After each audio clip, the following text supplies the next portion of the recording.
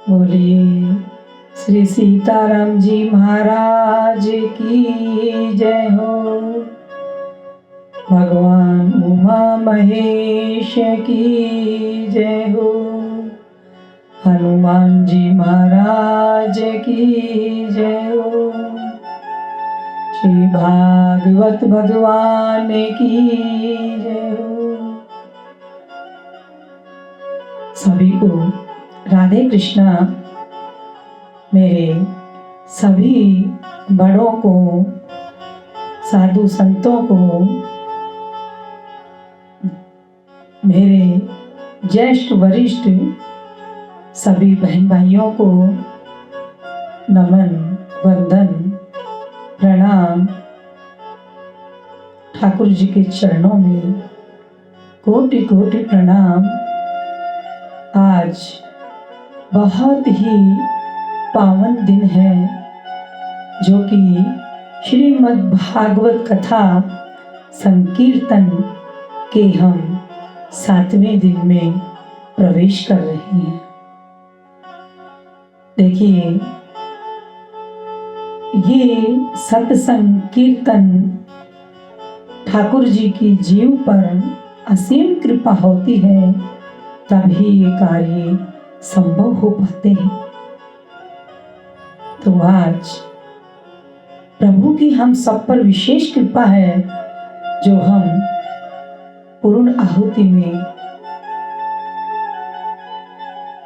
प्रवेश कर रहे हैं। अपनी वाणी को शुद्ध करते हुए आगे बढ़ते हैं। गोविंद मेरो है, गोपाल मेरो है, गोविंद मेरो है, गोपाल मेरो है। श्री बाके बिहारी नंदलाल मेरो है, ओ श्री बाके बिहारी घनश्याम मेरो है।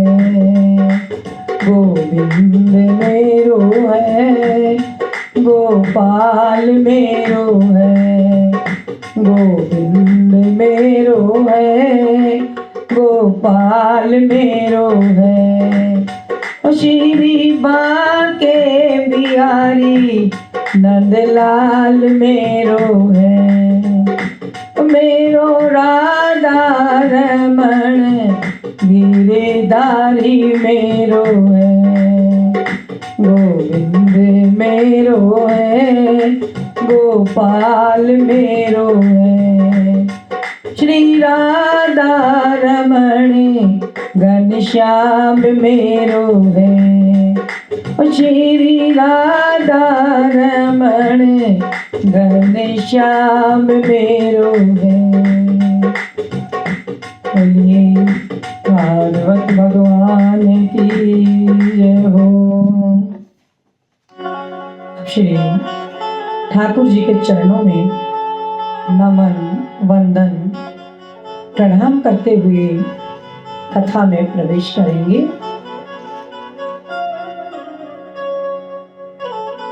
गुरु रे ब्रह्मा,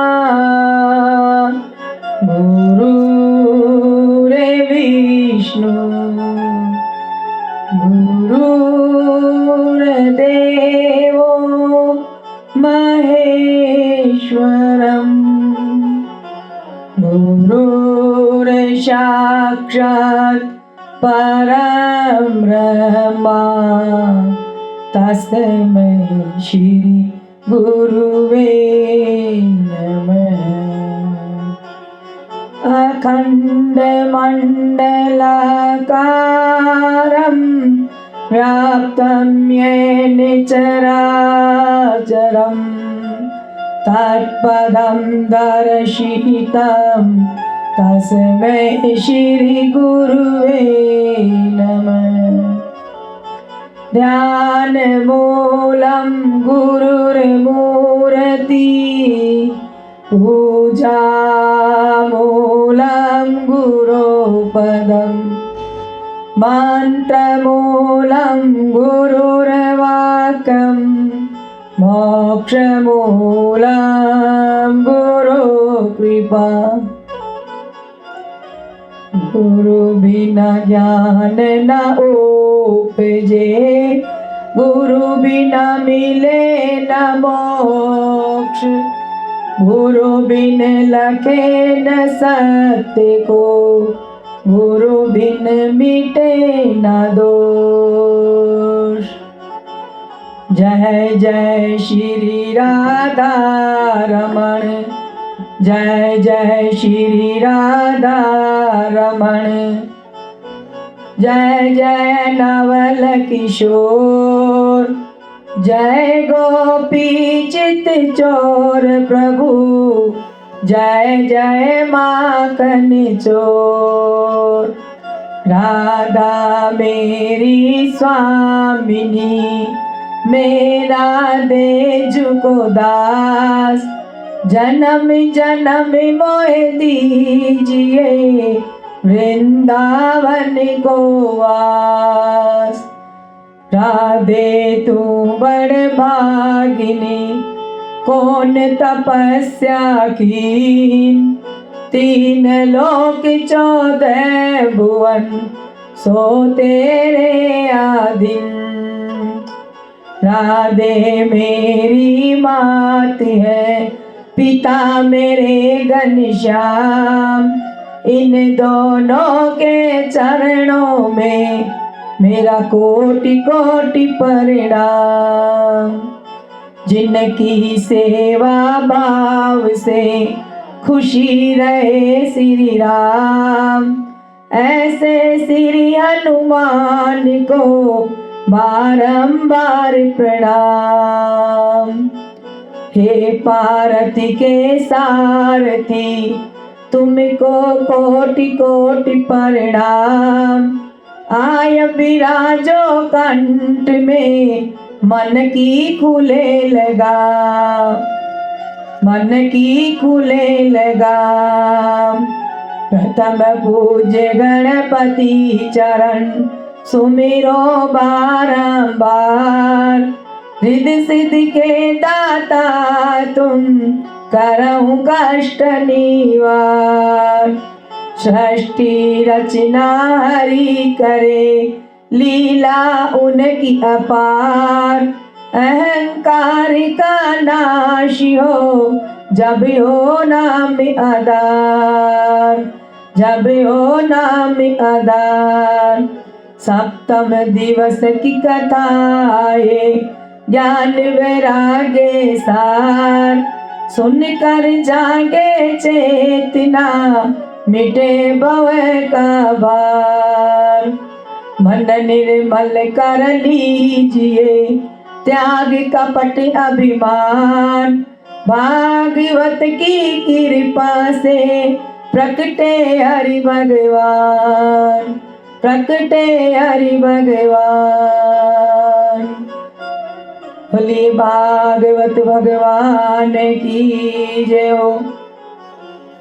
गजानन गणेश जी महाराज की जय हो। भागवत जी की आरती में प्रवेश करेंगे।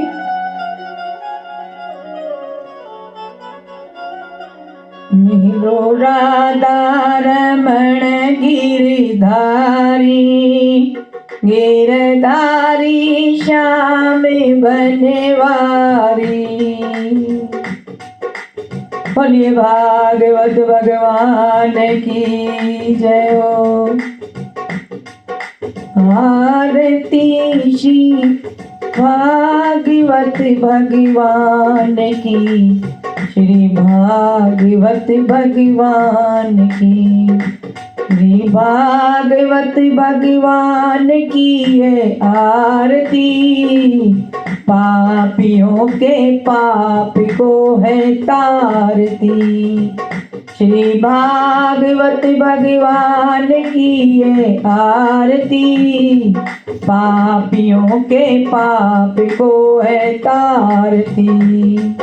ये अमर ग्रंथ, ये मुक्ति पंथ, ये पंचम वेद निराला, नव ज्योति जगाने वाला।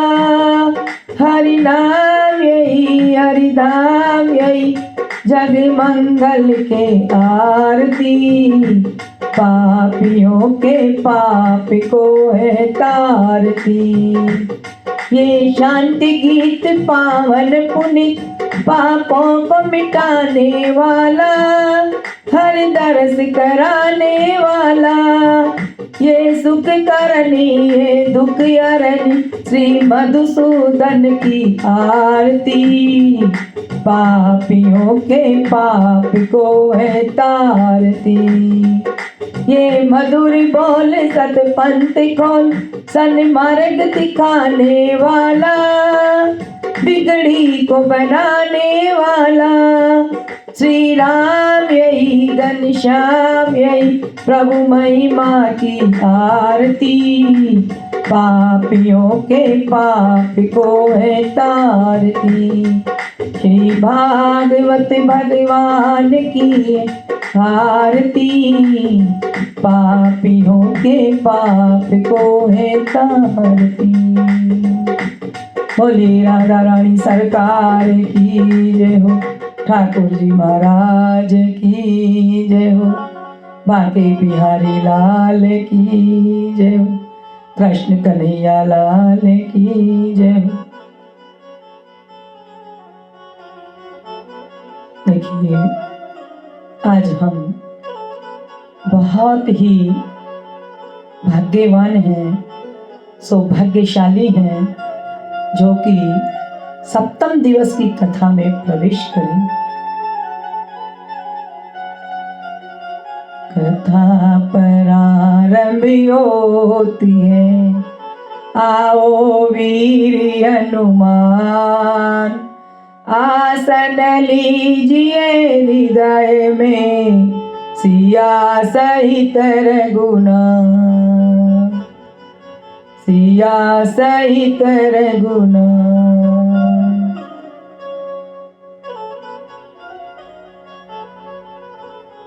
हम हाथ उठा के कहते हम हो गए राधा रानी के, हम हाथ उठा के कहते हम हो गए श्यामा प्यारी के, हम हो गए श्यामा प्यारी के, हम हो गए राधा रानी के, हम डगर डगर में कहते हम हो गए राधा रानी के।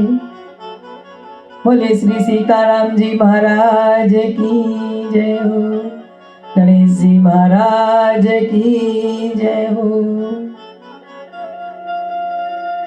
चलिए, विलंब नहीं करते हुए आगे बढ़ते हैं सप्तम दिवस की कथा में। कल हमने बहुत ही सुंदर कृष्ण कन्हैया की लीलाओं का वर्णन किया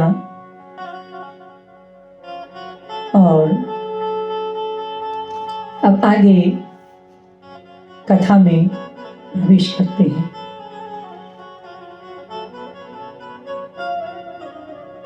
देखिए, कथा श्री कृष्ण तुम्हारी कथा अमृत के समान,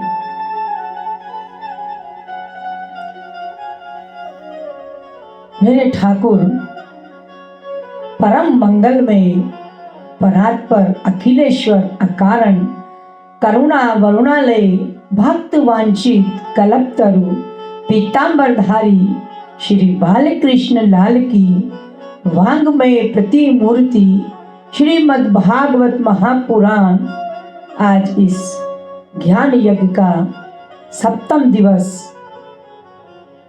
जो कि हमने 6 दिन तक अनेक अनेक लीलाओं का श्रवण किया, जीवन में उतारा।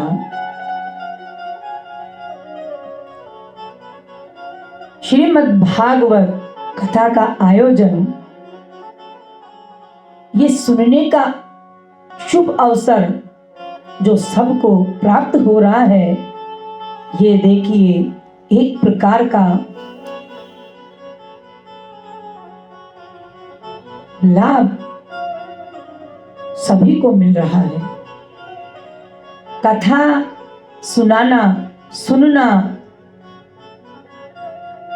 ये दान, इससे बड़ा कोई दान ही नहीं है। गोपियों ने जब भगवान के वियोग में व्यथित होकर गीत गाया, उस गोपी गीत में गोपियों ने यह भी कहा कि हे कृष्ण, तुम्हारी कथा अमृत के समान संसार के तपे हुए प्राणियों के लिए शीतल प्रदान करने वाली है। बड़े बड़े कवियों ने, महात्माओं ने आपकी कथा की स्तुति की, कथा की महिमा बताई। आपकी कथा सभी प्रकार के पापों को धो देती है, सभी प्रकार के पापों को नष्ट कर देती है। आपकी कथा को सुनने मात्र से जीव के जीवन मंगल प्रारंभ होता है, जीव के जीवन में आनंद प्रारंभ हो जाता है, शुभ प्रारंभ हो जाता है। समस्त प्रकार के ईश्वर्य को देने वाली ये आपकी कथा अनंत लाभ देती है। जो आपकी कथा को श्रवण करता है, उनसे बड़ा दुनिया में कोई ऐसा वीर दानी नहीं होता। दान होता है दो प्रकार का, एक तो जो सुनता है, बस कथा का दान करता है, और जो व्यवस्था करता है कथा की, वह भी उसी दाता की कोटि में है। क्योंकि उसने अगर इतनी बड़ी व्यवस्था नहीं होती तो लोगों को कथा का सुनने का लाभ कैसे मिलता। वह बड़भागी है जो भगवान की कथा सुनता है और कहता है। ये हमारे शास्त्र कह रहे हैं।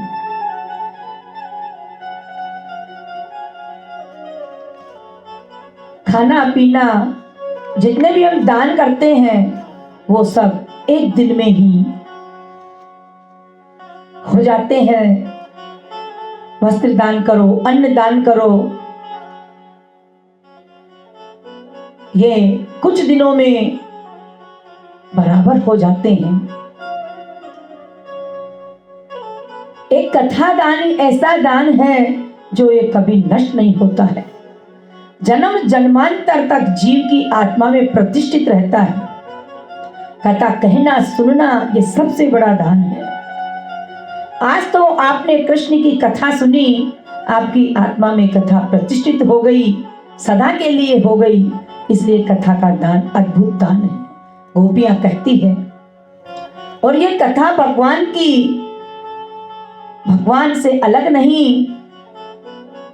हम व्यवहार में रहते हैं, भगवान की कथा, भगवान अलग नहीं है। भगवान की कथा, भगवान का नाम रूप, भगवान की लीला, भगवान का धाम, ये चारों सच्चिदानंद है। भगवान का नाम रूप लीला धाम, ये चारों सच्चिदानंद विग्रह है। जब हम कथा सुनते हैं, कथा के रूप में शब्द, ब्रह्म रूप में भगवान ही हमारे कानों के माध्यम से अंतःकरण में प्रविष्ट होते हैं। इसलिए बड़े बड़े योगी महात्मा भगवान की कथा में रमण करते हैं। जो जीवन मुक्त पुरुष है, वह भगवान के चरित्र को सुनते हैं, सुनाते हैं। समय तो बीत जाता है, एक दिन करके जीवन बीत जाता है, एक एक दिन करके हमारा समय जाता जा रहे हैं। ये विचार करें, जितनी देर अपने भगवान की कथा सुन, कानों से सुने, वाणी द्वारा कथा कहें, जितनी देर अपने भगवान का ध्यान किया, यही आपके जीवन का सार्थक समय है। जो आपके समय का सुंदर उपयोग हो जाता है ठाकुर जी की कथा को लेके, वह घड़ी धन्य है। कहते हैं, एक घड़ी आधी घड़ी आदि में पुण्यात, तुलसी संगत साधकी हरे कोटि अपराध। जितनी देर हम भगवान की चर्चा में रहते हैं, सत्संग में रहते हैं और अनेक पापों से बच जाते हैं। 4 घंटा आप कथा सुनते हैं, इतनी देर आप झूठ बोलने से बच जाते हैं। क्यों? आपको बोलने का मौका ही नहीं। 4 घंटा आप किसी की निंदा से बच जाते हैं, गलत विचारों से बच जाते हैं। आप सार्थक करेंगे, अनेक प्रकार के अपराध से जीव बच जाता है। जितनी देर हम कथा में रहते हैं, मानो भगवान में ही रमण करते हैं। गंगा के तट पर परीक्षित जी, गंगा के तट पर सुखदेव जी महाराज परीक्षित जी को कथा सुना रहे हैं। आज 7वां दिन है। विगत 6 दिनों से हम रसास्वादन कर रहे थे। आज ये कथा विश्राम को प्राप्त करेगी। कल की कथा के प्रसंग में आप लोगों ने श्रवण किया, भगवान ने रुक्मिणी का पर पाणी ग्रहण किया। विवाह का भगवान का बड़ा विचित्र रुक्मिणी ने पत्र में लिखा था, हे द्वारिकाधीश, आप राक्षस विधि से मेरा पाणी ग्रहण कर ले। राक्षस विधि का मतलब विवाह 8 प्रकार का होता है। राक्षस विवाह, आसुर विवाह, गंधर्व, देव, आर्ष, पेशाच, ये 8 प्रकार का विवाह का वर्णन श्री मनु जी महाराज में मनु स्मृति में लिखा। उन्हें 8 प्रकार के विवाह में कन्या धर्म के अनुकूल, पुण्य के अनुकूल हो, कन्या चाहती हो, कन्या के माता पिता चाहते हैं, लेकिन कुछ लोग ऐसे विवाह का विरोध कर रहे हैं। तो ऐसी स्थिति में वह घर स्वयं जाकर उस कन्या का हरण कर ले और लेकर अपने घर आए, सारे कर्म कांड अग्नि स्थापित करके विवाह कर ले, तो उसका नाम राक्षस विवाह है। इस विवाह में सारे विधान होते हैं, बस एक विधान नहीं होता, वह क्या कन्यादान नहीं होता। भगवान श्रीपति कृष्ण को रुक्मिणी के साथ द्वारका वासियों को परम आनंद हुआ। जब भगवान श्री जी के साथ में होते हैं तब भगवान भक्तों के लिए कल्याण पद होते हैं। केवल भगवान की उपासना श्री जी को छोड़कर तो आचार्य में श्रेष्ठ नहीं माना। भगवान शंकर तो यहाँ तक कहते हैं, भगवान शंकर कहते हैं, हे पार्वती, राधा रानी को छोड़कर जो कृष्ण की उपासना करता है, रुक्मिणी को छोड़कर जो कृष्ण की उपासना करता है, सीता जी को छोड़कर जो राम को बचता है, वह कौन है? वह व्यक्ति कौन है? भगवान शंकर कहते हैं, वह बात की है तो श्री जी के बिना भगवान की उपासना अधूरी है। भगवान जब श्री जी से युक्त हो गए तब द्वारका के लोगों को परम आनंद हुआ। ये सृष्टि क्या है? कर्मों का अनुबंध है। कर्मों का अनुबंध का हिसाब सबको करना पड़ता है। कर्मों का अनुबंध क्या है? यही कर्म का अनुबंध है। त्रेता युग कहते हैं, जो जस करई तो तस फल चाखा, यही कर्म का अनुबंध है। त्रेता युग में रावण ने भगवान राम की पत्नी को हर लिया था। राम जी को रोना पड़ा तो राम जी ने कहा, चिंता मत करो, इस कर्म का अनुबंध तुम्हें निभाना पड़ेगा। द्वापर युग में जब तुम शिशुपाल बनोगे और यही सीता रुक्मिणी बनेगी और हम कृष्ण बनेंगे, हम तुम्हारी होने वाली पत्नी रुक्मिणी का हरण करेंगे, तो तुम्हें रोना पड़ेगा।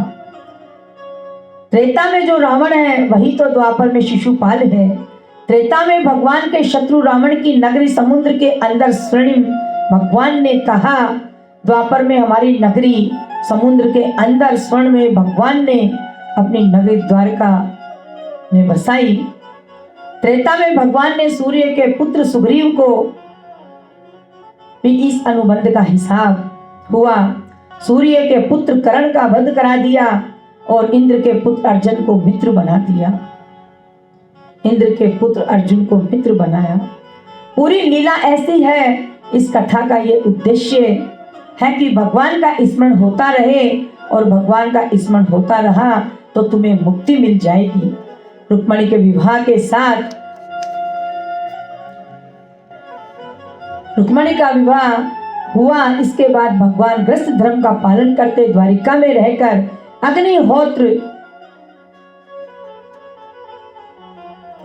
अग्निहोत्र वगैरह भगवान ने किया।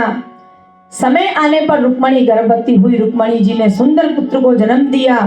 श्री प्रद्युम्न जी महाराज प्रकट हुए रुक्मिणी के गर्भ से, इनका प्रादुर्भाव हुआ।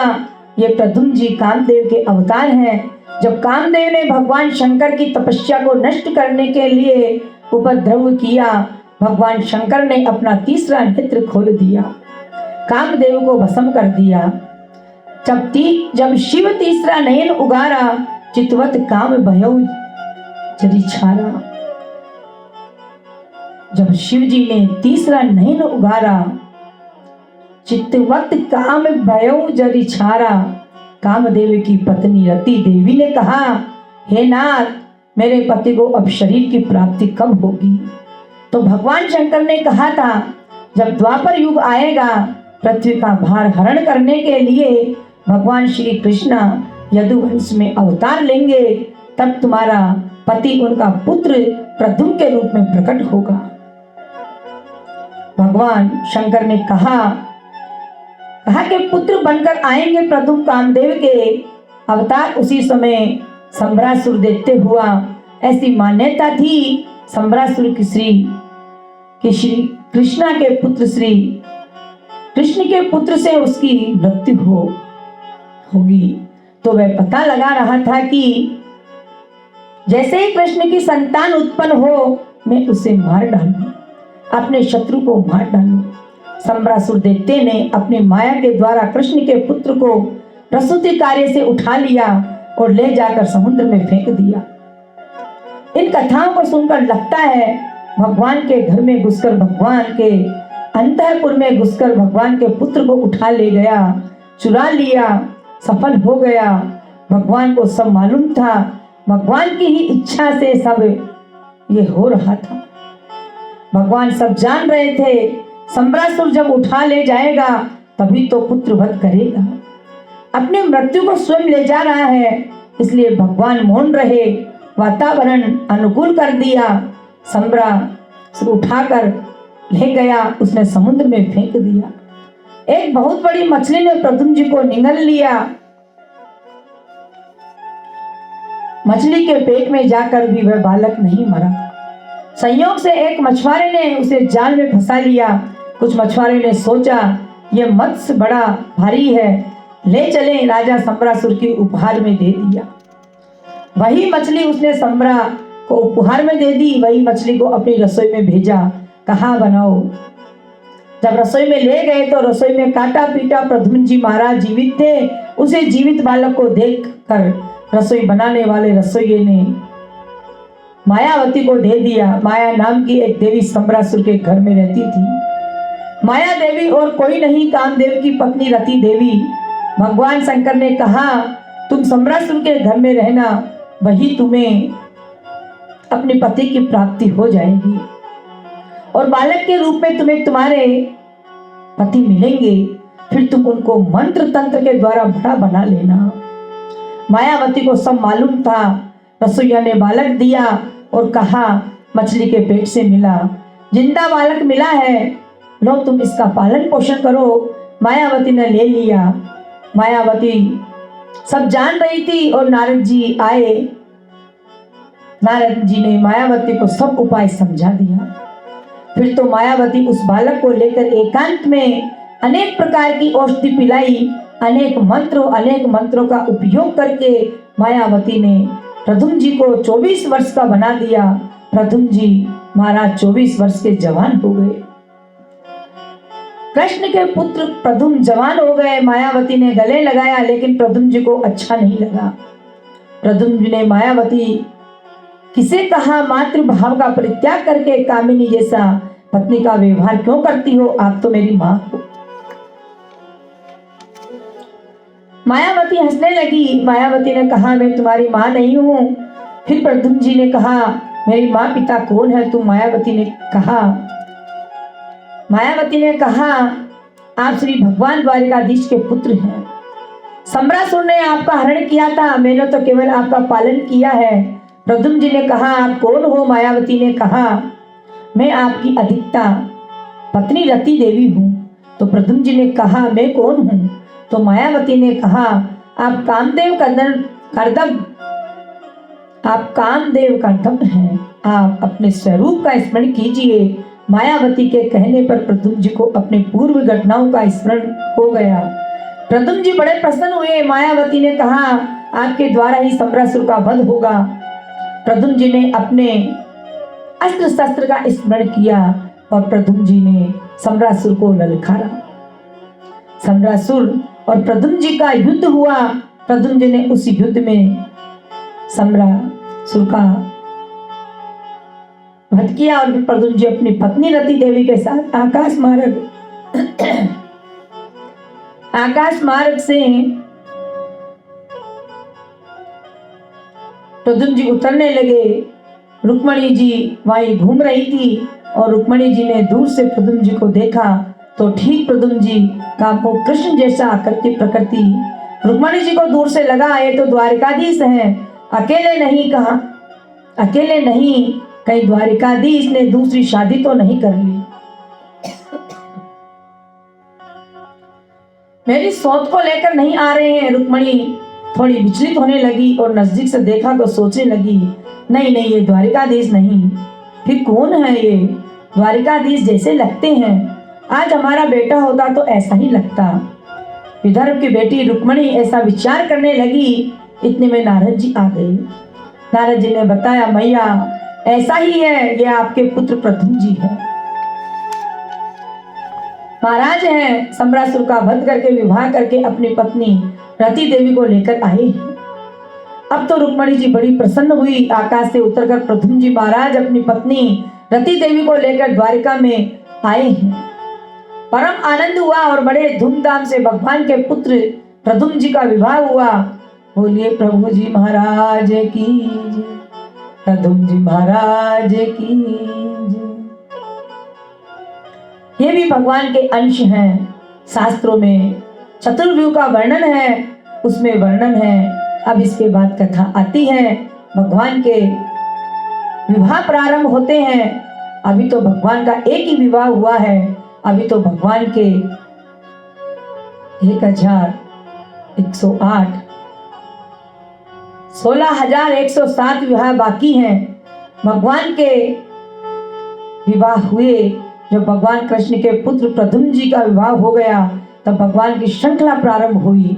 अद्भुत लीला है। बेटे का विवाह हो गया, बहू आ गई, अब ससुर के विवाह होंगे। राजा परीक्षित कहते हैं, मैंने सुना भगवान द्वारिकाधीश का दूसरा विवाह सत्यभामा के साथ हुआ। ये कथा आप हमें सुनाओ। तो सुखदेव जी कहते हैं, राजन, द्वारकापुरी में एक क्षत्रिय थे जिनका नाम सत्राजीत था। सूर्य भगवान के भक्त थे। सूर्य भगवान ने उनको एक मणि दी। उस मणि का नाम था शंतक मणि। सत्राजीत उस मणि की रोज पूजा करते थे और पूजा करने के बाद पुष्पांजलि अर्पित करते थे। उसे मणि से 8 भार सोना रोज निकलता था। 8 भर सोने को बेचकर धन संग्रह करके अपने वैभव को बढ़ाते रहते। धीरे धीरे उनका वैभव बहुत बढ़ गया। बड़े बड़े महल बन गए, बड़े बड़ी व्यवस्थाएं हो गई। ये बात धीरे धीरे विषय की चर्चा बन गई। एक दिन द्वारका की सुधर्मा सभा बुलाई गई। उस सभा के सत्राजीत संसद सदस्य थे। जैसे आज सरकार चलाने के लिए सभा होती है, लोकसभा, राज्यसभा, विधानसभा आदि नाम अलग अलग हैं, उसी प्रकार द्वारका में जो द्वारिकाधीश की सुधर्मा सभा थी, उस सुधर्मा सभा के अनेक सांसद और सदस्य थे। राष्ट्रीय विषयों पर चर्चा होती थी। द्वारिकाधीश ने सभा बुलाई और सभा में यह विषय रखा कि सत्राजीत के पास एक विलक्षण मणि है, राजकोष। में जमा हो जानी चाहिए, इनके पास नहीं रहनी चाहिए। लोगों ने कहा, क्यों? भगवान ने कहा ऐसी बहुमूल्य मणि राजा के खजाने में होनी चाहिए। सत्राजीत ने विरोध किया, ये मणि मेरी ही है, भगवान सूर्य ने हमें दी है, मैं राजकोष में जमा नहीं करूंगा। मैं बात वहीं पर समाप्त हो जाती है। सत्राजीत अपने घर गए तो सत्राजीत के भाई प्रसेन ने कहा, क्या है ये मणि, आप मुझे दे दो, मैं अपने मित्रों के साथ शिकार खेलने जाऊं, मेरी महिमा प्रकट होगी, मेरा गौरव प्रकट होगा। सत्राजीत ने अपने भाई प्रसेन को कहने पर वह मणि दे दी। प्रसेन ने गले में धारण कर लिया और अपने मित्रों के साथ शिकार खेलने गए। जंगल में भयानक सिंह ने प्रसेन को मार डाला, वह मणि लेकर चला गया। जाते जाते सिंह का एक भालू से युद्ध हुआ, उस भालू ने सिंह को मार डाला और मणि लेकर चला गया। प्रसेन लौटकर नहीं आए, चर्चा होने लगी। प्रसेन लौटकर नहीं आया तो सत्राजीत के मन में संदेह हुआ कि कृष्ण मणि मांग रहे थे, मैंने नहीं दिया, कहीं ऐसा तो नहीं कि कृष्ण ने मेरे भाई को मार दिया। मणि ले ली हो, यह शंका सत्राजीत के मन में हुई। सत्राजीत ने किसी से कहा नहीं, अपने घर में ही चर्चा की, लेकिन कहीं ना कहीं ये बात फैल गई, भगवान कृष्ण तक पहुंच गई। भगवान ने फिर सुधर्मा सभा बुलाई। सुधर्मा सभा में भगवान ने कहा, सत्राजीत को जब तक मणि नहीं मिल जाती, तब तक सारी घटना का खुलासा नहीं हो जाता, तब तक मैं इस आरोप से मुक्त नहीं हो पाऊंगा। इसलिए इस आरोप का मैं स्वीकार कर रहा हूं और इस सुधर्मा सभा का मैं त्याग करके मैं जा रहा हूं। जब तक इस आरोप से मैं मुक्ति नहीं पाऊंगा, तब तक मैं सभा में नहीं आऊंगा। ये कहकर भगवान उस मणि का पता लगाने चले। सभा का त्याग कर पत्र दे दिया, झूठा आरोप लगा भगवान के ऊपर, तो भगवान ने सुधर्मा सभा से त्याग पत्र दे दिया। आज आरोप पर आरोप लगा है, जेल के अंदर बैठा है व्यक्ति, फिर भी सरकार चलता रहता है और इसके बाद भी व्यक्ति कहता है हम बड़ी पवित्र राजनीति करते रहे हैं। राजनीति सीखना है तो शास्त्रों से सीखो। सेवकों को साथ लेकर भगवान उस मणि का पता लगाने चला। मणि का पता लगाने प्रभु निकल गए। जंगल में पहुंचे, देखा, ढूंढते ढूंढते मिला, प्रसेन का शरीर पड़ा था। सैनिकों ने कहा, लगता है महाराज किसी ने यहाँ पर सिंह को मारा है। सिंह के पंजे के निशान दिखाई पड़ रहे हैं और सिंह के पंजे के निशान को देखते हुए भगवान आगे देखा तो सिंह भी मरा हुआ पड़ा है। सेवकों ने कहा, महाराज इसे किसी रीछ ने मारा है, क्योंकि रीछ के शरीर के बाल यहाँ दिखाई दे रहे हैं, क्योंकि रीछ के शरीर वाला ये दिखाई बड़े पैर बने लगता है, रीछ ने इसे मारा है। वह मणि ले गया। रीछ के पैरों के चिन्ह को देखते देखते भगवान आगे बढ़े। आगे एक गुफा दिखाई, आगे एक गुफा दिख रही है। भगवान ने कहा, तुम लोग यहीं रुको, मैं गुफा के अंदर जा रहा हूँ। सेवकों ने कहा, आपका अकेले जाना ठीक नहीं है। भगवान ने कहा, मेरी प्रतीक्षा करना, 12 दिन तक मैं नहीं आया तो द्वारका में सूचना दे देना। सेवक आज्ञाकारी थे। सेवक खड़े हो गए। भगवान उस गुफा में प्रवेश करते तो देखा उस गुफा में बड़ी सुंदर साज सज्जा थी, महल जैसा वातावरण था और उसी प्रांगण में एक छोटा बालक उस मणि को लेकर खेल रहा था। उस बालक का पालन पोषण करने वाली स्त्री खड़ी थी। उस स्त्री ने भगवान को देखा तो चिल्लाने लगी, भाभी, ठोकर लगी। वह चिल्लाने लगी, क्या कोई नर आ गया, कोई नर आ गया। तब तक भगवान श्री कृष्ण इधर उधर देखते, सावधान होते। तब तक उधर गुफा से एक रीछ निकला, भगवान के ऊपर कूद गया। अब तो गुत्था गुत्थी होने लगी। भगवान उसको मारे कभी। वह भगवान को बड़ा भयंकर युद्ध हुआ भगवान का उस रीछ के साथ। भगवान का उन दोनों में परस्पर विजय की कामना से ऐसा भयंकर युद्ध हुआ। मुष्टि प्रहार, घुटने से प्रहार, चरण से प्रहार। जब प्रारंभ हुआ महाराज 28 दिन तक 28 रात युद्ध चलता रहा। वह रीछ भी साधारण नहीं था। 28 दिन तक वह लड़ता रहा, भगवान भी लड़ते रहे। 28 दिन तक जीता तो भगवान में तो कोई परिवर्तन नहीं, लेकिन उस रीछ में परिवर्तन दिखने लगा। पुनः प्रयास करके युद्ध में अपने प्रहार करने लगा। छाती पर हाथ उठाया। उस रीछ की दृष्टि भगवान के वक्षस्थल छाती पर गई तो देखा कौस्तुभ मणि गले में, वरमाला, भृगु जी के पैर चिन्ह। इन तत्वों से सूचकों को देखकर वह रीछ पहचान गया, ये तो परमात्मा है। वह रीछ कोई और नहीं था, त्रेता युग के जामवंत जी महाराज थे। बोलिए जामवंत महाराज की जय, कृष्ण कन्हैया लाल की जय, राधे राधे। देखिए कथाओं भी अनंत है। जामवंत जी महाराज द्वापर युग तक थे और 28 दिन तक युद्ध चला। कृष्ण भगवान के अवतार में जामवंत जी चरणों में गिरकर प्रणाम करने लगे। प्रभु मैं जान गया आप ही समस्त प्राणियों के स्वामी रक्षक हैं। पुराण पुरुष भगवान विष्णु हैं। आप ही सबके प्राण इंद्रिय बल हैं, मनोबल और शरीर बल हैं। अब तो जामवंत जी भगवान के चरणों में बार बार प्रणाम करने लगे, क्षमा मांगने लगे।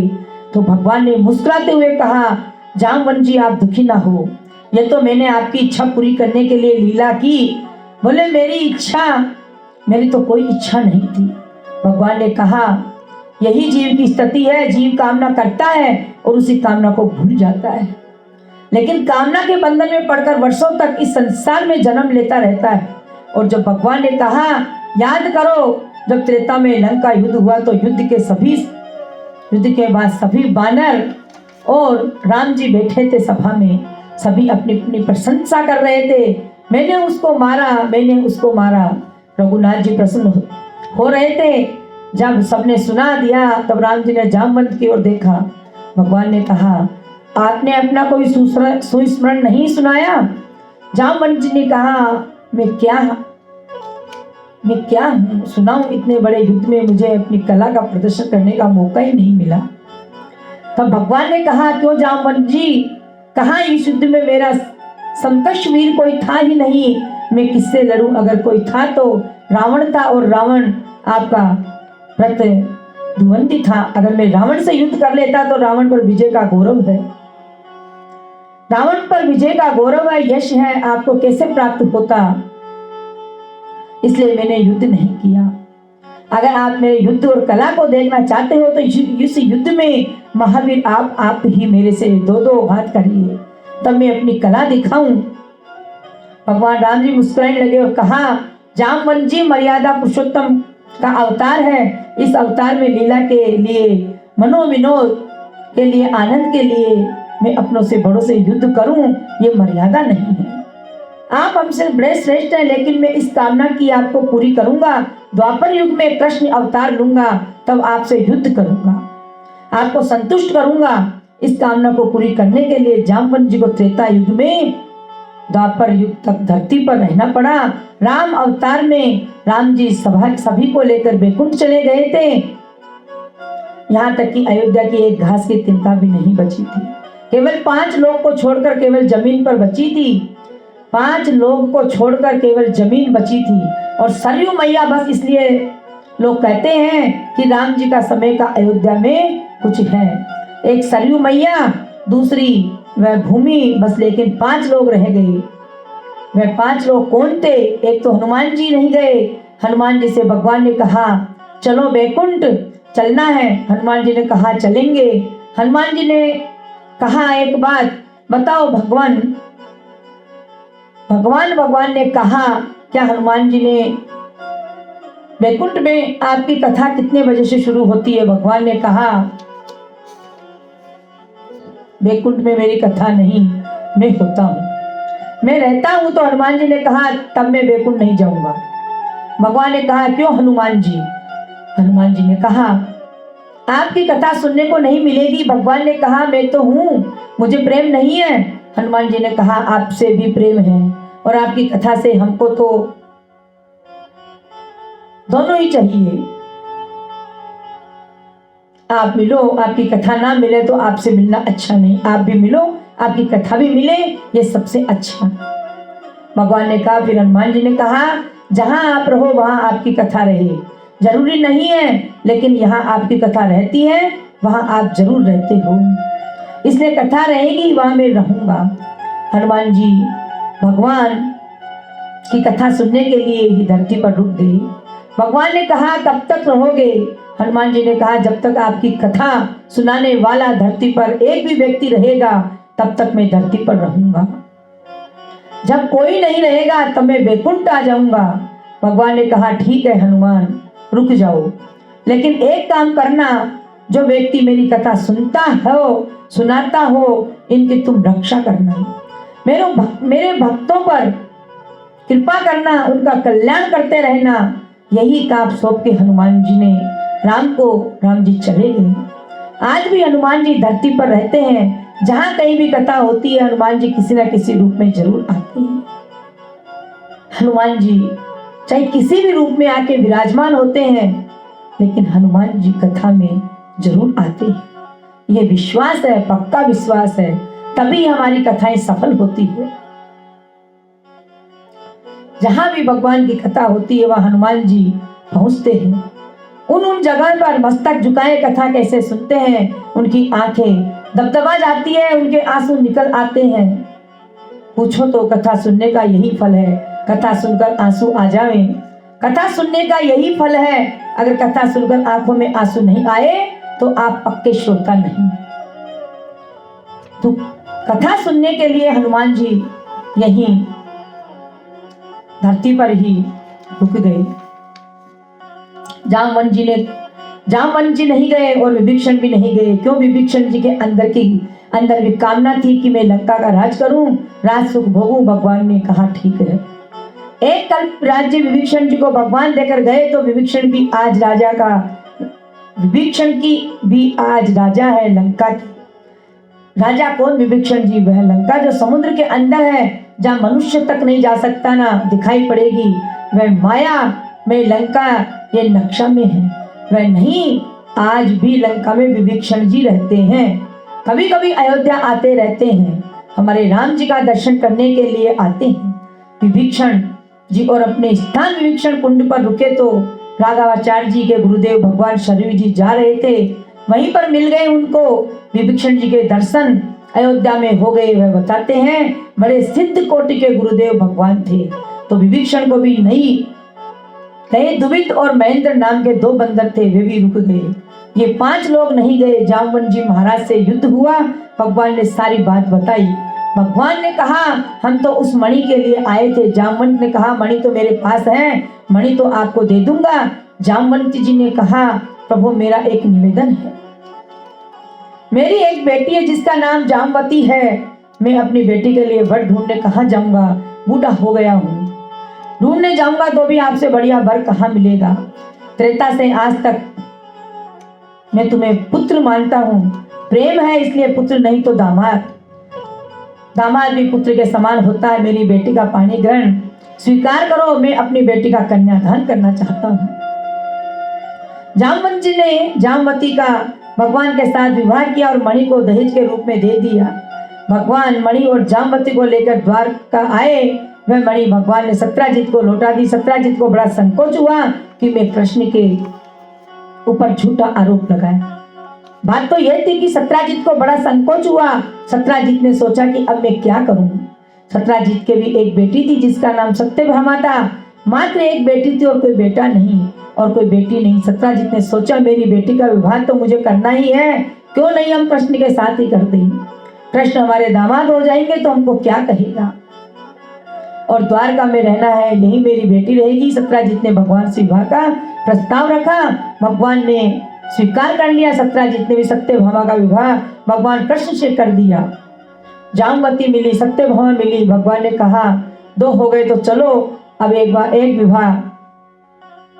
विवाह करते हैं। फिर मंडप बनाकर सहनाइयां बजी। फिर भगवान एक बार फिर दूल्हा बने। एक ही मंडप में भगवान ने विवाह किया। विवाह संपन्न हुआ आनंद के साथ। बोले कृष्ण कन्हैया लाल की जय।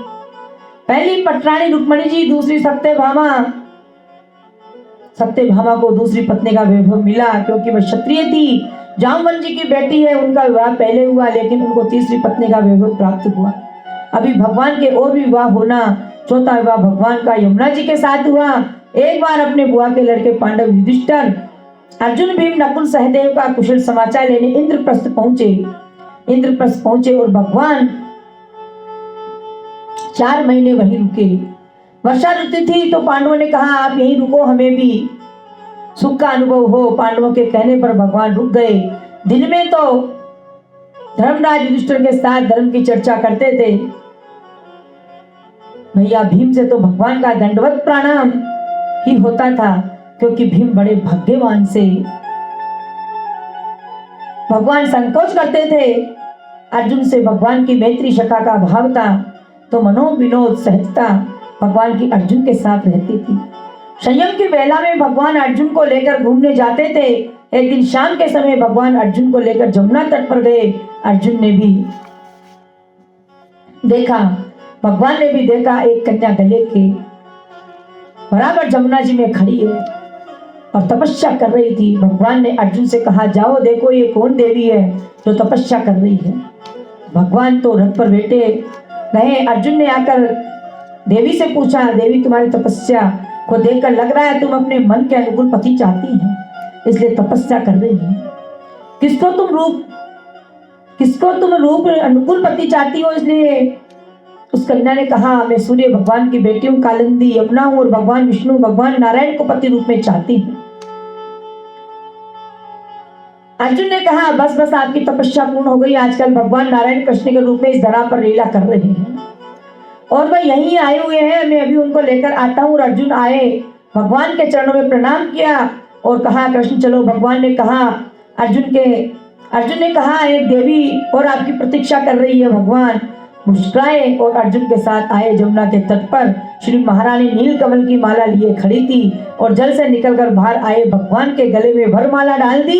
इस तरह भगवान का चौथा विवाह संपन्न हुआ। 5वां विवाह भगवान का उज्जैन के राजा मित्रविंद ने अपनी बेटी विंदा का स्वयंवर किया। बड़े बड़े राजा आए, शिशुपाल आए, दुर्योधन और मित्रवृंदा ने भगवान को देखकर भगवान का वर्णन कर लिया। इस प्रकार भगवान का 5वां विवाह संपन्न हुआ। दुर्योधन राजाओं ने स्वयंवर का विरोध किया और कहा यह स्वयंवर निरस्त किया जाए क्योंकि मित्रवृंदा ने एक ही बार में कृष्ण का वर्णन कर लिया। यह विवाह पहले से निश्चित था, आप लोगों ने पहले तय किया था क्योंकि मित्रवृंदा किसी के पास आए नहीं। व्यर्थ में आप लोगों ने राजाओं को बुलाया। भगवान ने कुछ कहा नहीं, किसी की औकात है कि मुझे रोक सके। सभी राजाओं ने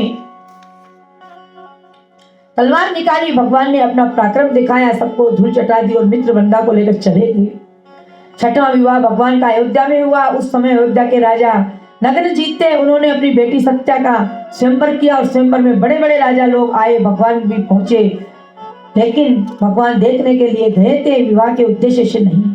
एक कारण ये भी मेरी अयोध्या नगरी पिछले अवतार में लीला की चलो देखकर आते हैं। तो कृष्ण कन्हैया आए, अयोध्या की गलियों में घूम रहे थे। महाराज नगन की बेटी सत्या ने भगवान को देख लिया महल के अंदर से और भगवान को देखकर सत्या जी जो मुग्ध हुई।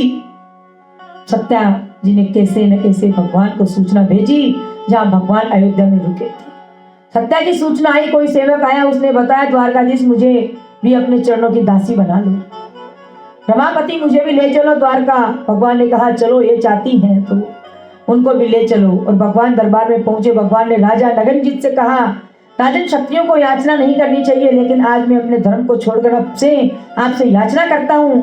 कितने बुद्धिमानी से भगवान ने अपनी बात रखी। महाराज नगनजीत सोचने लगे ये हमसे क्या याचना करेंगे, मैं इनको क्या देने योग्य हूँ, द्वारिकाधीश हैं। भगवान ने कहा राजन आपकी जो कन्या है सत्यजीत, मुझे कन्या का दान कर दो। राजा नगनजीत भाव विभोर हो गए। मैंने तो कभी कल्पना भी नहीं की थी कि द्वारिकाधीश मेरे संबंधी बनेंगे। राजा नगनजीत ने कहा मैं अपनी बेटी का दान करूंगा, लेकिन मेरी एक आपको प्रतिज्ञा माननी पड़ेगी। मेरी गौशाला में 7 सांड है, वह 7 सांड बड़े खूंखार है, वह एक घेरे के अंदर रहते हैं, उनकी रस्सी नहीं लगाई जाती। अगर उनके पास कोई जाए तो 7 को मिलाकर मार देते हैं। सातों मिलकर मार देते हैं। मनुष्य की गंध उन्हें सहन नहीं होती। बाहर से ही चारा डाल दिया जाता है। मेरी प्रतिज्ञा है कि वीर इन सातों सांडों के नाक में रस्सी डाल देगा, मैं अपनी कन्या का उसे दान कर दूंगा। इस प्रतिज्ञा को आपको पूरा करना पड़ेगा। भगवान कृष्ण ने कहा ठीक है। भगवान कृष्ण ने अपनी पीताम्बर को कमर में कसा, बांधा और उस घेरे के अंदर प्रविष्ट हुए। लाखों की संख्या में लोग इस दृश्य को देखने के लिए एकत्रित हो गए, क्योंकि पहले भी बड़े बड़े वीर राजा आए थे, सबको मार दिया। आज द्वारिकाधीश अपने हाथों में सूजा और डोरी उस घेरे में प्रविष्ट हुए। सातों सांड भगवान को देखकर सौम्य शांत हो गए। सब आकर अपने अपने गोविंदा के चरण सुनने लगे, जैसे स्वामी को पाकर प्रसन्न हो गए। पहचान लिया ये तो मेरे भगवान है। फिर भगवान ने 7 रूप धारण कर लिए। एक ही बार में सबके नाक में डोरी लगा दी, पकड़ के राजा को दे दिया। लो महाराज बड़ी प्रसन्न हुई, अपनी बेटी सत्ता का दान कर दिया। इस विवाह में भगवान का दहेज खूब मिला। 10,000 गायें, 9,000 हाथी, 3,000 दासियां, सब मिला अयोध्या के राजा ने कृष्ण भगवान को उपहार दिया। इस प्रकार भगवान का 6वां विवाह संपन्न हुआ।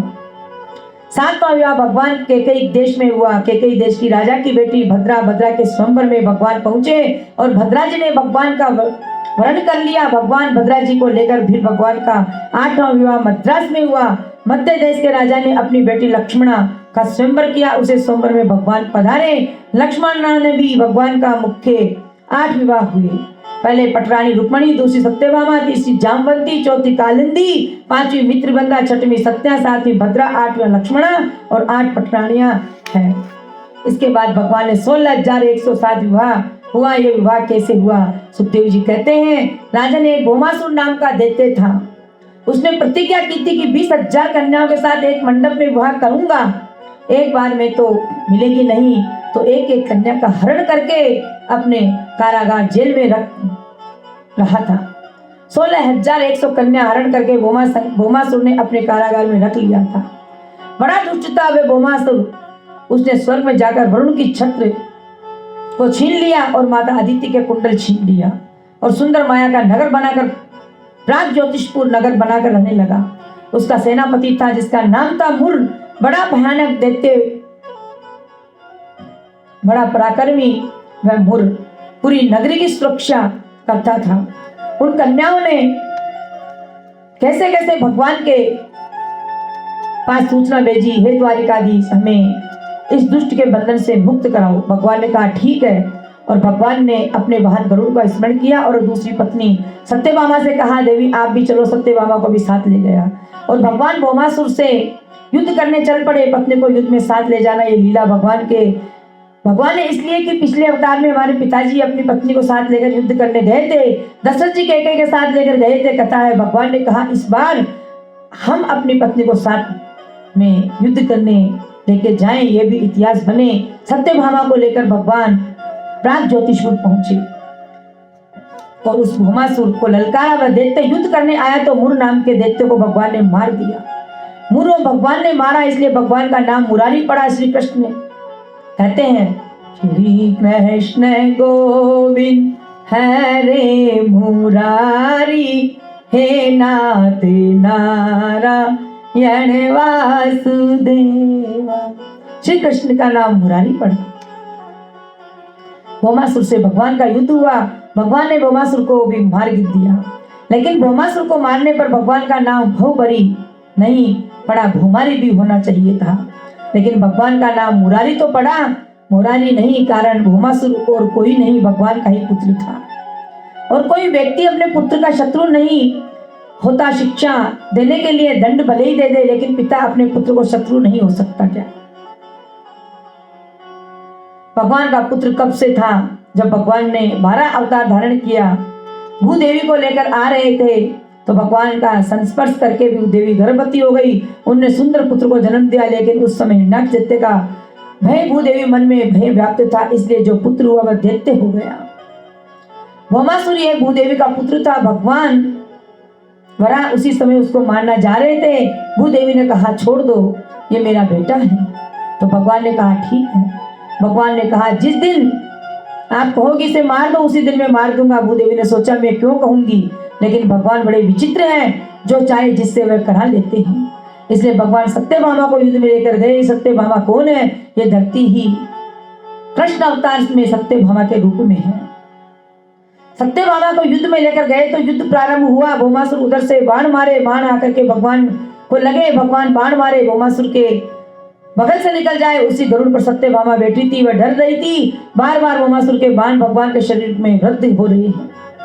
सत्यभामा जी से रहा नहीं गया। सत्यभामा जी ने कहा, द्वारकाधीश से कैसी लीला है, आपको मारे जा रहे हैं, आप देख रहे हो, आप मारते क्यों नहीं ठाकुर जी। मैं कहा यही तो सुनना बाकी था। फिर भगवान ने मार दिया। कारागार में 16,100 कन्या को मुक्त कराया।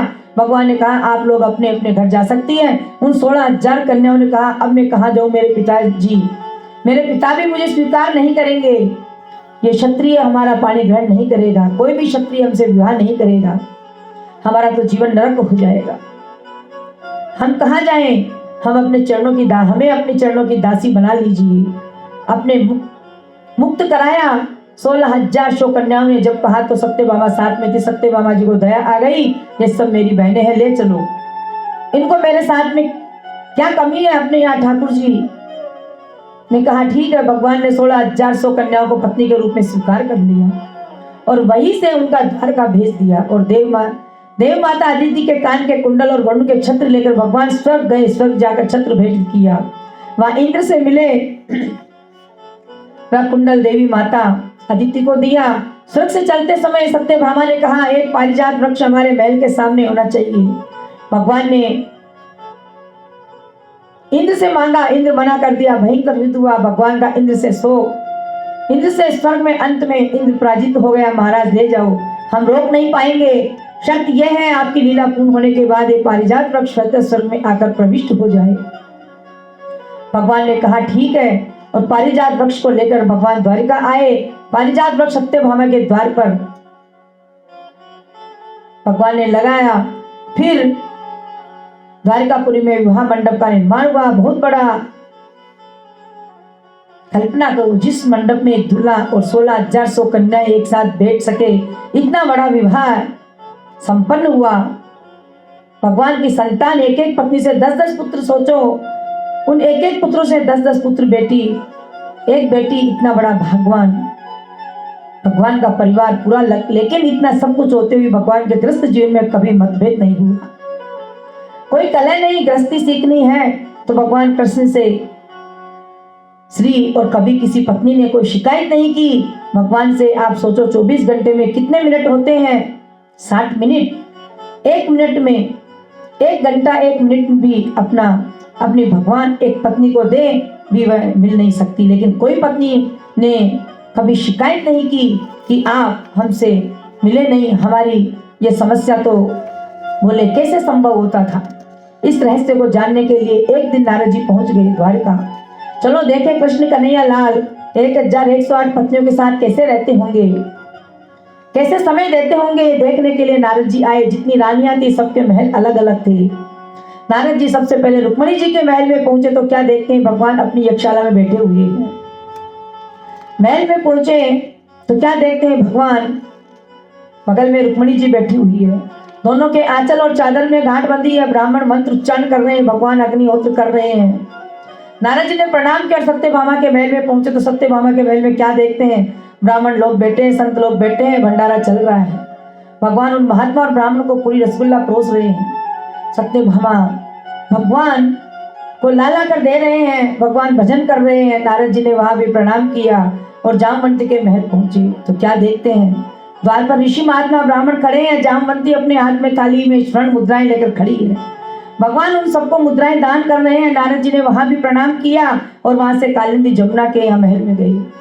सिंहासन पर भगवान बैठे और उस सबको सामने कालिंदी यमुना जी बैठे हैं, बीच में दासियां खड़ी है, चौसर खेल रहे हैं। नारद जी ने वहां प्रणाम किया, वहां से चले। जिस महल में नारद जी जाते उस महल में भगवान कुछ ना कुछ करते फिर मिलते पत्नी के साथ। द्वारिका में 16,108 रूप धारण करके तक महलों में रहते, कभी किसी रानी को शिकायत ही नहीं हुई। ऐसी लीला भगवान। एक दिन भगवान ने विचार किया हमारी रुक्मणी बहुत सुंदर है, जब ये प्रसन्न होती है तो ऐसी लगती है, जब नाराज होगी तो इनका मुख कैसा होगा। रुक्मणी जी को क्रोध कभी आता ही नहीं था। रुक्मणी जी कभी क्रोध में रहती ही नहीं थी। रुक्मणी ने बड़ा भावपूर्ण उत्तर दिया, रुक्मणी जी आपको क्रोध नहीं आता?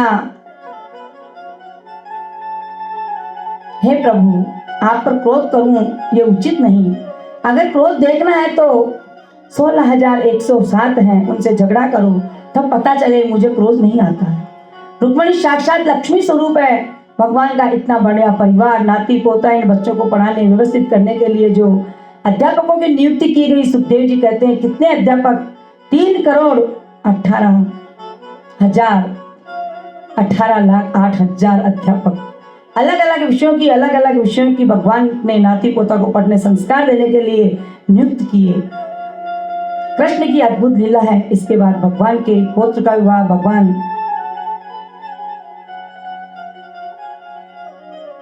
नारद जी ने बताया भगवान को, आपके पुत्र अनिरुद्ध बाणासुर के कारागार में बंद हैं और कई उसे अभी तक छुड़ाने नहीं गए।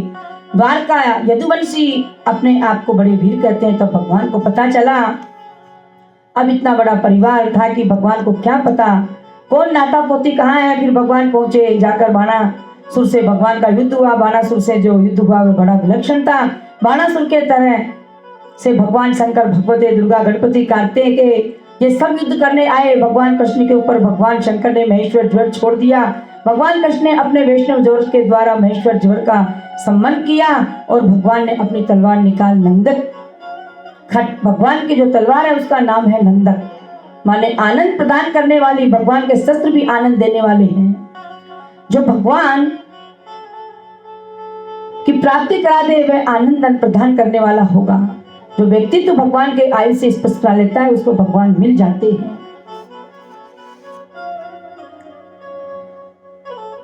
भगवान ने अपने पुत्रों को शिक्षा दी, जीवन में कभी ब्राह्मण के धन का हरण मत करना। भगवान ने अनेक अनेक शिक्षाएं अच्छी अच्छी अपने पुत्रों को, नाती पोतों को दी। ब्राह्मण का कभी अपमान मत करना, ब्राह्मण का सदा सम्मान करना। ब्राह्मण अगर तुम्हें श्राप भी दे दे तो उनको प्रणाम करके चलना। ऐसी उत्तम शिक्षा भगवान ने अपने पुत्रों को दी।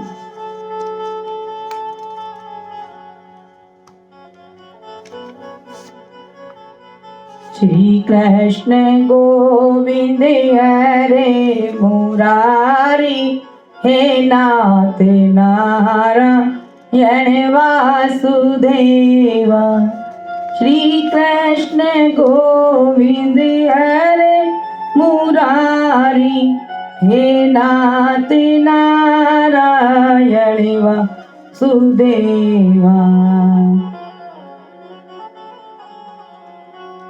आगे वर्णन आता है, इस प्रकार भगवान ने अपने पुत्रों का विवाह संपन्न कराया, सबको पढ़ा लिखा कर। आगे भगवान ने द्वारकापुरी में रहते हुए सुदामा नाम के व्यक्ति पर कृपा की। यह कथा बड़ी प्रसिद्ध, नाम सुदामा ही था, ये भागवत में नहीं लिखा। पूछते हैं कि सुदामा के माता पिता का क्या नाम था। जब भागवत में सुदामा, सुखदेव जी कहते हैं कृष्ण भगवान के कोई सखा थे। कौन थे? ब्राह्मण थे और केवल जाति की नहीं, ब्रह्म माने वेद, ब्रह्म माने परमात्मा, विषयों में उनकी आसक्ति नहीं थी और परम शांत थे। सुखदेव जी कहते हैं उनका नाम सुदामा कहा जाता है कि सुदामा जी की पत्नी ने एक कहा, द्वारिकाधीश आपके मित्र हैं, आप उनसे मिलने चले जाएं। सुदामा जी गरीब ब्राह्मण थे, लेकिन सुदामा जी कभी असंतुष्ट नहीं थे, वो संतोषी जीव थे। उनकी पत्नी सुशीला ने कहा, आपके मित्र द्वारिकाधीश हैं, आपको मिलने जाना चाहिए, हमारी विपन्नता दूर हो जाएगी। सुदामा जी की तो कोई वस्तु की आवश्यकता थी नहीं, मैं तो परम भक्त थे, लेकिन पत्नी के कहने पर बार बार जाते हैं। चलते चलते सुदामा जी ने कहा, मित्र के घर खाली हाथ कैसे जाऊं। सुदामा जी की पत्नी ने पड़ोस से 4 मुट्ठी चावल मंगाए और बांध लिया घर में इतना आनंद नहीं था कि द्वारकाधीश के पास जाकर द्वारकाधीश के पास ले जाते, वे उपहार के लिए भी पड़ोस से मांगना पड़ा। इतनी गरीबी थी कि चावल लेकर सुदामा जी चले द्वारका। अलग अलग 5 घर से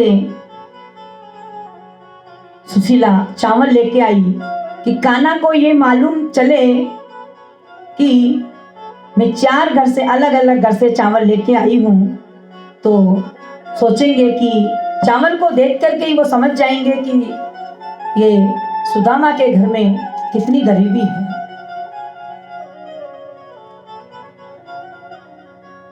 सुदामा के घर में कितनी गरीबी है ये समझ जाएंगे।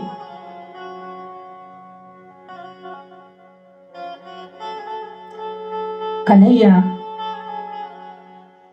सुदामा जी जब गए तो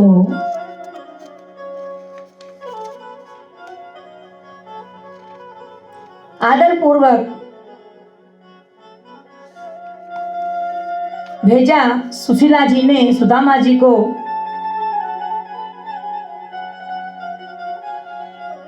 दो 3 महीने में जाकर सुदामा द्वारिकापुरी पहुंचते ही सुदामा जी ने कहा, द्वारपाल पर पहुंचते ही कहा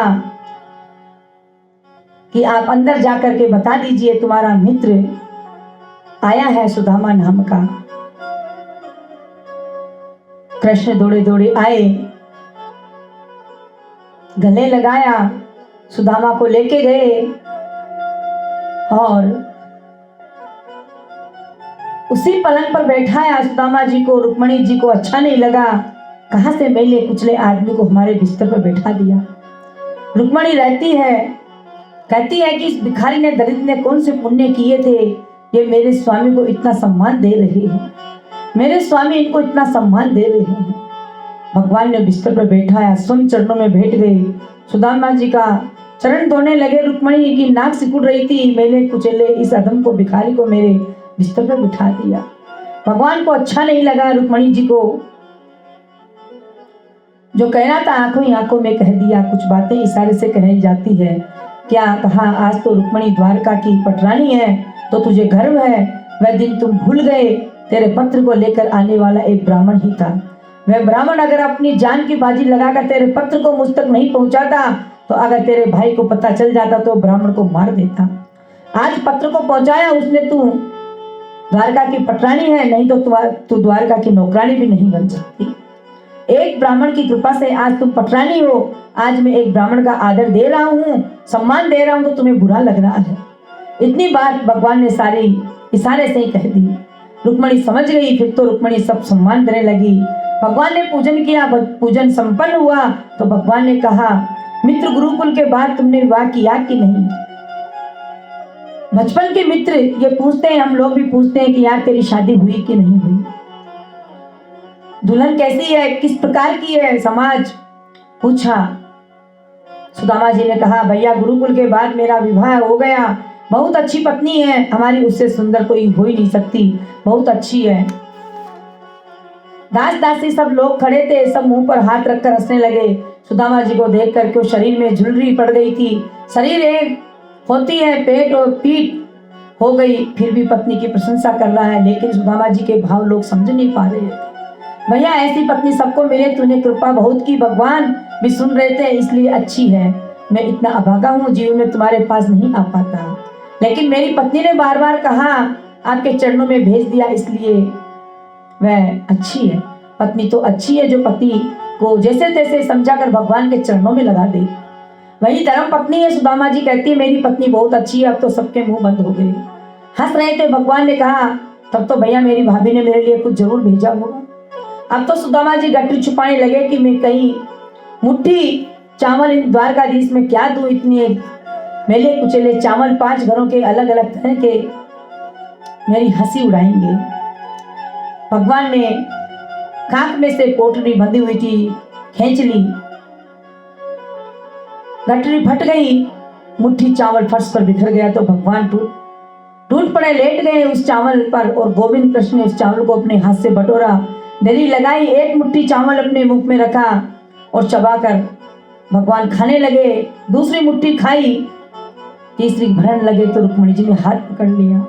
अक्सर लोग कहते हैं एक लोग दे दिया, दूसरी मुट्ठी खाई तो दूसरा लोग दे दिया, तीसरी खाने चले तो रुक्मणी जी ने हाथ पकड़ लिया। लेकिन भागवत जी में लिखा है वह में रुक्मणी जी ने इसलिए हाथ पकड़ लिया कि हे नाथ, एक मुट्ठी खाकर आपने सब कुछ सुदामा को दे दिया, अब कुछ बचा ही नहीं। रुक्मणी जी रहस्य खोल रही है, विश्वात्मा एक मुट्ठी पर्याप्त है, दूसरी मुट्ठी नहीं खाओ, तीसरी मुट्ठी खाने के बाद क्या दोगे, आपने लिए भी कुछ बचा लो। एक चीज बची हुई है, कोई कितनी भी बड़ी दानी हो, चीज दान नहीं होती।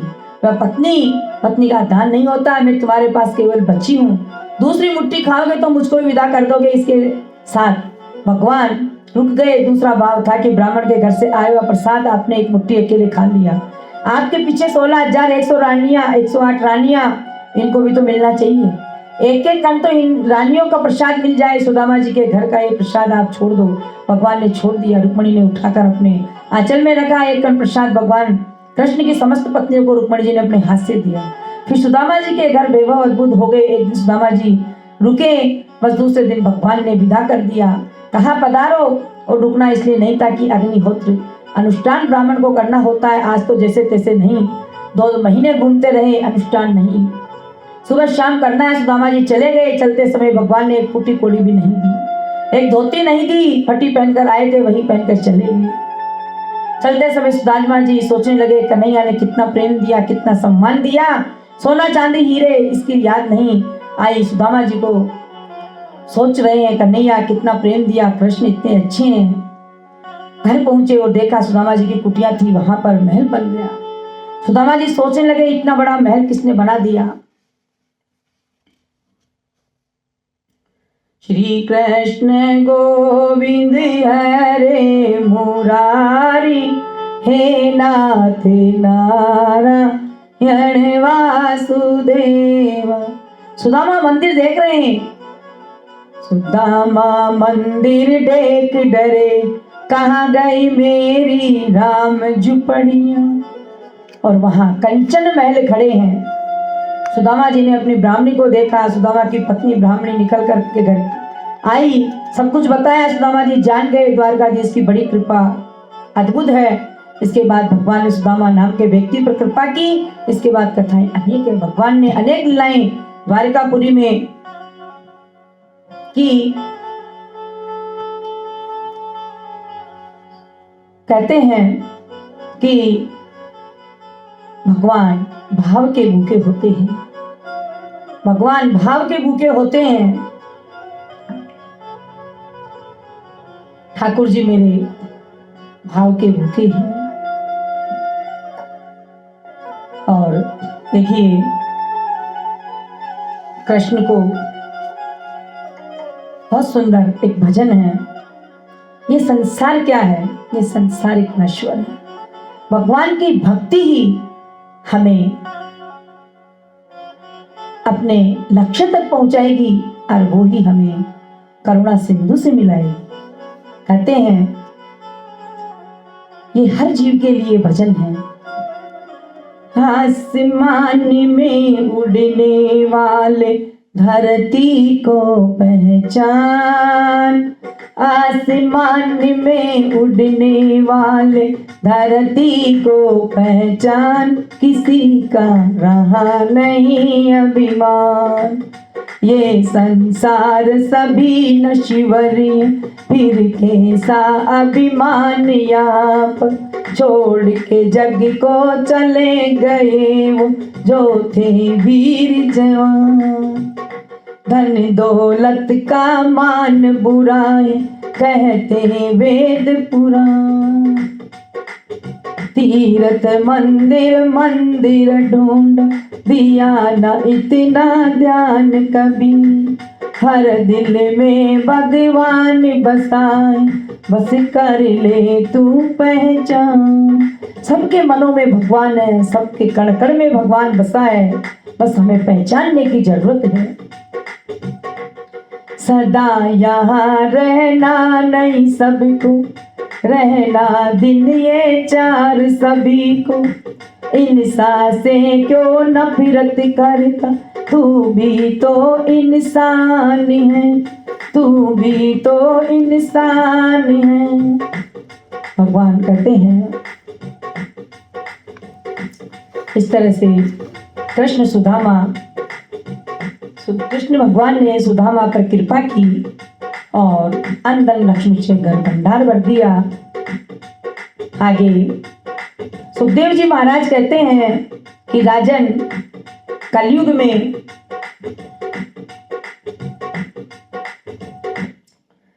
में बड़े दुर्गुण होंगे, कोई सत्य नहीं बोलेगा। कहते हैं कलयुग में दुर्गुण है कि कोई सद्गुण भी है। बोले एक सद्गुण है, कलयुग केवल नामे अदारा, सुमर सुमर बर नर उतरे हूँ पारा।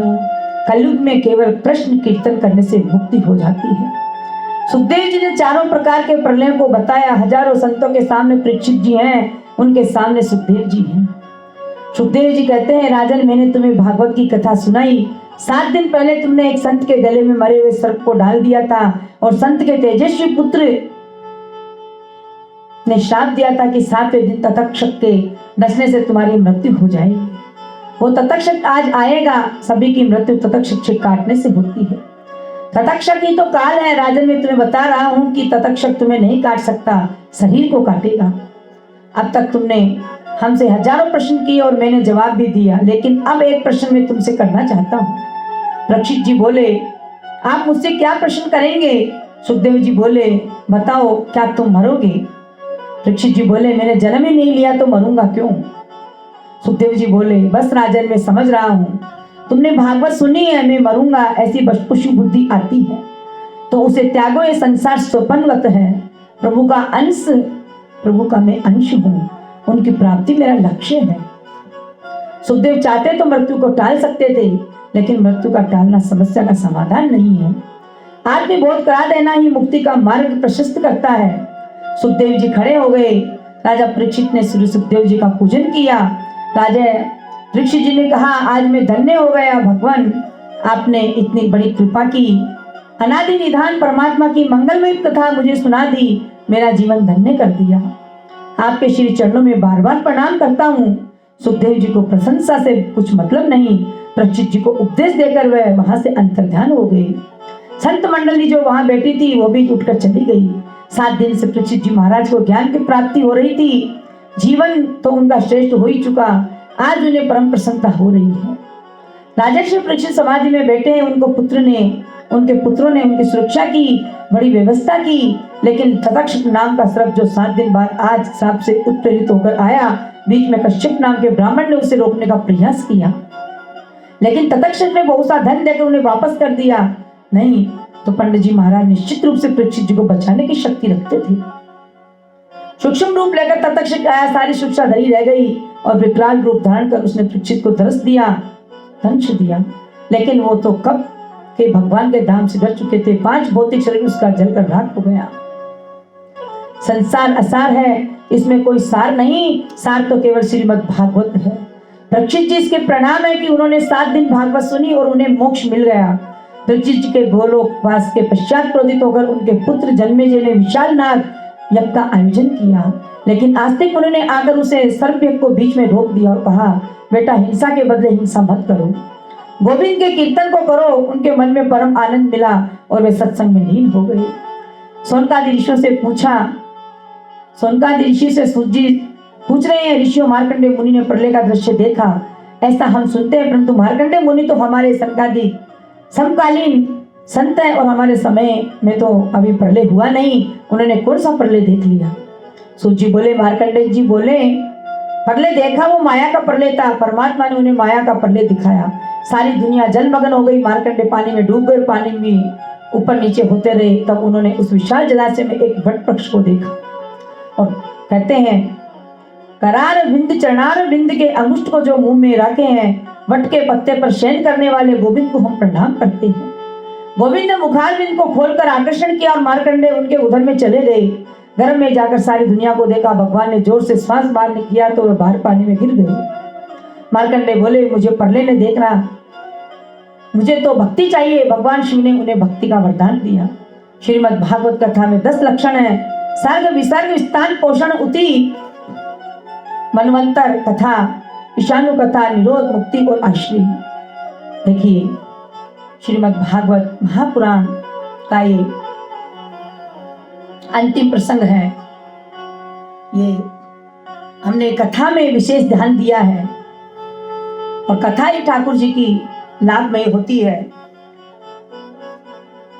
तो अब हम इसको ध्यान से सुनेंगे। कहते हैं कि जो 7 दिन कथा नहीं सुनता और अंत में थोड़ी सी कथा सुन लेता है, उसका भी पूरा फल मिलता है। तो देखते हैं कि प्रथम स्कंद में सुखदेव जी परीक्षित जी के जन्म का प्रसंग है। कुंती स्तुति, विषम स्तुति, राजा परीक्षित जी का सभा में सुखदेव जी के आगमन आदि का वर्णन है। द्वितीय स्कंद में सदो मुक्ति, क्रम मुक्ति का वर्णन, ब्रह्मा की उत्पत्ति और चतुश्लोकी भागवत की व्याख्या है। तृतीय स्कंद में विदुर मैत्रेय संवाद, कपिल देवहूति संवाद, हिरण्याकश्यप आदि का वर्णन रहता है। चतुर्थ स्कंद में सती चरित्र, ध्रुव के वंश का निरूपण रहता है। पंचम स्कंद में प्रियव्रत चरित्र, अग्नित चरित्र, नाभि चरित्र, जड़ व्रत की कथा, राहुगण संवाद, खगोल भूगोल का वर्णन और 28 नरकों की कथा रहती है। छठे स्कंद में सर्वप्रथम अजामिल उपाख्यान, गुरु हत्या का परिणाम, मरुद गणों की उत्पत्ति रहती है। 7वें स्कंद में प्रहलाद चरित्र, नरसिंह देव की कथा। 8वें स्कंद में गजेंद्र उपाख्यान, समुद्र मंथन, वामन चरित्र और मत्स्य अवतार रहता है। 9वें स्कंद में सूर्य वंश और श्री राम कथा, चंद्र वंश और संक्षिप्त वर्णन कर प्रश्न कथा रहती है। 10वें स्कंद में प्रभु श्री कृष्ण की लीलाओं का विस्तार से निरूपण, गोकुल लीला, वृंदावन लीला, मथुरा लीला, द्वारिका लीला आदि का विस्तार से वर्णन, प्रभु की करुणा की कथा रहती है। 11वें स्कंद में नव योगेश्वर संवाद, कृष्ण उद्धव संवाद, यदुवंशियों का साप लगने की कथा, यदुवंशियों का आपस में संघार, भगवान का स्वधाम गमन, उद्धव जी का बद्री का आश्रम जाना, ये सब रहते हैं।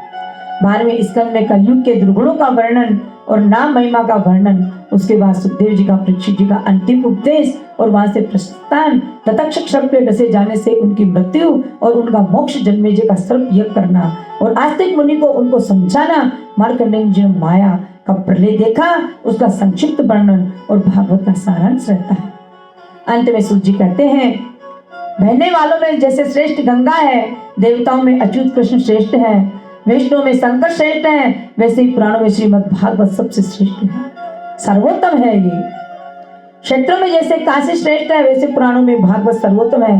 भागवत प्राणों का तिलक है, वैष्णव का परम धन है, परमहंस की संहिता, परमहंसों की संहिता है, भक्ति ज्ञान वैराग्य की इसमें त्रिवेणी बहती है। ऐसी भागवत रूपी त्रिवेणी में जो अवगान करे उसे गोविंद मिल जाते हैं। अंत में जिनका नाम संकीर्तन सभी पापों का नाश करता है और जिनके किए प्रणाम सभी दुखों को शांत करता है, उन परमात्मा को, श्री हरि को हम प्रणाम करते हैं, बार बार वंदन करते हैं। तो देखिए सभी बोलेंगे, नाम संकीर्तनम यस्य सर्व पापी प्रणाशनम, प्रणामो दुःखि समनस्तम, नमामि हरिं परम। नाम संकीर्तनम यस्य सर्व पापी प्रणाशनम, प्रणामो दुःखि समनस्तम, नमामि हरिं परम। नाम संकीर्तनम यस्य, नाम संकीर्तनम यस्य सर्व पापी प्रणाशनम, प्रणामो दुःखि समनस्तम, नमामि हरिं परम। बोले भागवत भगवान की जय, ठाकुर जी महाराज की जय, राधा रानी सरकार की जय, श्री सीताराम जी महाराज की जय। देखिए बहुत सुंदर भगवान के नाम के साथ हम विश्राम करेंगे, आरती की ओर बढ़ेंगे। हरि भजन बिना विश्राम नहीं, मेरे गोविंद बिना आराम नहीं। हरि भजन बिना विश्राम नहीं, मेरे गोविंद बिना आराम नहीं। श्रीमन नारायणी नारायण नारायण, लक्ष्मी नारायणी नारायण नारायण, गोविंद नारायणी नारायण नारायण। जिस तन को तू अपना समझे, वह भी रात बनेगा रे। हरि सुमिरन तू कर ले रे प्राणी, यही तेरी कमाई रे। नारायणी नारायणी नारायण, विषय भोग में जन्म गमायो, कदे न चैन तुयो करयो पायो। जैसे मृग तृष्णा के पीछे, व्यर्थ ही जीवन गमायो रे। नारायण नारायण हरि हरि, सुंदर मंदिर महल बनायो, मखमल से जब बिछाई मेरा भाई। रात रात भर जगत बीती, नींद कभी ना आई रे। नारायण नारायण हरि हरि, जैसे जल बिना मछली तड़पे, पवन बिना जैसे प्राण ये तरसे, वैसे ही प्रभु भक्ति बिन सूना रे। नारायण नारायण हरि हरि, बिनु हरि भजन न शांति पावे, लाख करे तू उपाय रे। नारायणी नारायणी हरि हरि, कहे दास अब शरण में आजा, प्रभु ही कंठ लगावे रे। नारायणी नारायण हरि हरि, ओ नारायणी नारायण हरि हरि। बोलिए ठाकुर जी महाराज की जय, राजा रामचंद्र भगवान की जय, भागवत भगवान की जय। और अब आरती की ओर बढ़ेंगे। हे नारायण, इन 7 दिनों में जो हमसे कोई त्रुटि हो गई हो तो क्षमा करना। हम जैसे भी हैं आपके बालक हैं, आप हमारे माता पिता हैं, इससे अधिक तो हम कुछ भी नहीं जानते हैं। हे गिरधर तेरी आरती गाऊं, आरती गाऊं, प्यारे आपको मनाऊं। हे गिरधर तेरी आरती गाऊं, मोर मुकुट प्यार शीस पे सोवे, प्यारी बंसी मेरो मन मोवे। देख छवि बलिहारी में जाऊं, हे गिरधर तेरी आरती गाऊं। हे नंदलाल तेरी आरती गाऊं, चरणों से निकली गंगा प्यारी, जिसने सारी दुनिया टाली।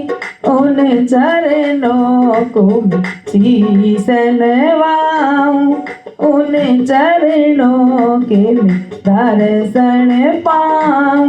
हे गिरधारी तेरी आरती गाऊं, दास अनाथ के नाथ आपियो, सुख दुख जीवन प्यार साथ आपियो, सिन चरणों को शीश झुकाऊं, श्री हरिदास के प्यारे तुम हो, मेरे मोहन जीवन धन्य हो, प्यारी छवि तेरे मन में बसाऊं, हे गिरधर तेरी आरती गाऊं।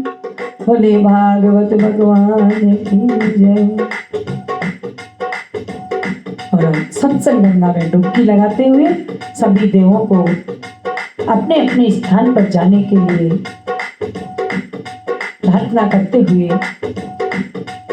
हनुमान जी तुम करो विश्राम, सत्संग पूरा हुआ, हनुमान जी तुम करो विश्राम, सत्संग पूरा हुआ, ब्रह्मा जी तुम ब्रह्मलोक जाओ, अपनी पोती संग ले जाओ, अब वहीं पर पढ़ो तुम वेद, सत्संग पूरा हुआ, विष्णु जी तुम बैकुंठ जाओ, लक्ष्मी नारद जी के साथ सत्संग पूरा हुआ, कैलाश पर्वत बोल चले, गणपत गोरा के साथ सत्संग पूरा हुआ, राम जी तुम तो अयोध्या जाओ, सीता लक्ष्मण के साथ सत्संग पूरा हुआ, कान्हा जी तुम द्वारका जाओ, राधा रुक्मण के साथ सत्संग पूरा हुआ, बालाजी तुम मेदिनीपुर जाओ, अपनी अंजलि मैया के साथ सत्संग पूरा हुआ, मैया जी तुम तो भवन को जाओ, भैरव लांगुर साथ सत्संग पूरा हुआ, सतगुरु जी तुम आश्रम जाओ, देकर सबको आशीष सत्संग पूरा हुआ, हनुमान जी तुम करो विश्राम, सत्संग पूरा हुआ। सभी देवी देवताओं को कोटि कोटि प्रणाम। लक्ष्मी नारायण राधे कृष्ण हमारे हृदय में वास करे। श्री गणेश जी महाराज हमारे घर में सदा के लिए वास करे। सभी देवी देवता अपने अपने स्थान पर विराजमान हो जाएं। और हमसे कोई 7 दिनों में त्रुटि हो गई हो तो प्रभु से क्षमा मांगते हैं, क्षमा मांगते हैं। बोलिए भागवत भगवान की जय हो, आज के आनंद की जय हो, अपने अपने गुरुदेव की जय हो, ग्राम देवता की जय हो, कुल देवी देवताओं की जय, राधा रानी सरकार की जय। हर हर महादेव।